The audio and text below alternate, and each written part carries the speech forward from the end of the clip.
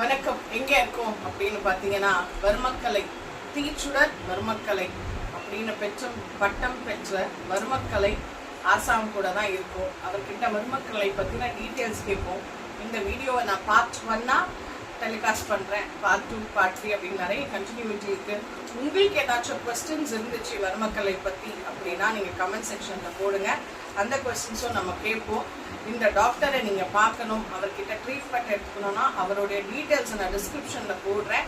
போய் செக் பண்ணி பாருங்கள். இப்போ அவர் வர்மக்கலை பற்றி நம்மக்கிட்ட சொல்லுவார்.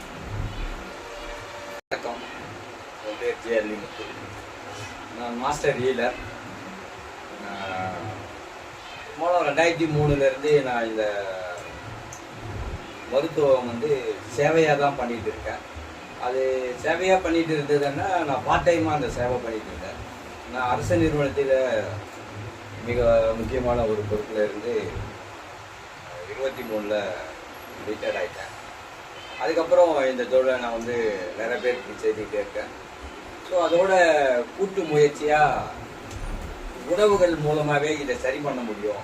மருந்தில்லாத மருத்துவத்தை நம்ம வாழ்நாளுக்குள்ளே இதை எல்லாருக்கும் சொல்லணும் அப்படின்றதுக்காக சில தேடல்கள் இருந்தது. அந்த தேடல்கள் மூலமாக திருமதி பவானி அவர்கள் ஒரு நாள் அவருடைய உடலில் இருக்க பாதைகளை சொல்லி சரி செய்திருக்காங்க. இதை யூடியூப்பில் டிஸ்பிளே பண்ணுறேன் அப்படின்னாங்க. ஸோ இன்றைக்கி வந்திருக்காங்க. ஸோ என்ன நீங்கள் கேள்வி கேட்டாலும் அந்த கேள்விகளுக்கு என்னால் தெரிந்த வரை பதிலளிக்க நான் தயாராகிறேன். நானும் என் ஹஸ்பண்டும் டாக்டரை பார்க்க வந்தோம். ஒரு 3 days முன்னாடி என் ஹஸ்பண்ட்க்கு ரைட் ஷோல்டர் செம்ம சிவியர் பெயின் இருக்குது. ஒரு 7-8 months ரொம்ப கஷ்டப்பட்டோம். நிறைய அலோபதி மெடிசன்ஸ் எல்லாம் எடுத்தோம். ஃபிசியோதெரப்பி போங்க, அங்கே போங்க. இது ஃப்ரோசன் ஷோல்டர் ஆயிடுச்சு, சுகர் ஹெவியாக அங்கே லாக் ஆயிடுச்சு அப்படின்லாம் சொன்னாங்க. இவர் ஆக்சுவலாக என்னுடைய மாமா, அவருக்கு நான் தாய் மாமா மகள். எங்கள் மாமா என்னை கூப்பிட்டுட்டே இருந்தாங்க. எனக்கு பெருசாக என்ன இந்த வர்மக்கலையில் பண்ணிட போகிறாங்க அப்படின்னு ஒரு கேர்லெஸ்னஸ் இருந்ததுனால அவர் என்னை கூப்பிடும் போதெல்லாம் நான் ஒரு வாட்டி கூட வரல. அண்ட் இன்ஃபேக்ட் இந்த ஹாஸ்பிட்டல் ஓப்பன் பண்ணும்போதும் என்னை கூப்பிட்டாங்க. ஆனால் எதுக்குமே நான் வரல. சரி, இது ஒரு இம்பார்ட்டன்ட் இல்லை அப்படின்னு இருந்துட்டேன். ரொம்ப மாமா நீ ஒரு வாட்டி பாருன்னு சொன்னதுக்கப்புறம் வந்தோம். மிராக்கிள் நடந்துச்சுங்க. ஒன்றுமே இல்லை. அவர் ஒரு பாயிண்ட்டை தான் டச் பண்ணாரு.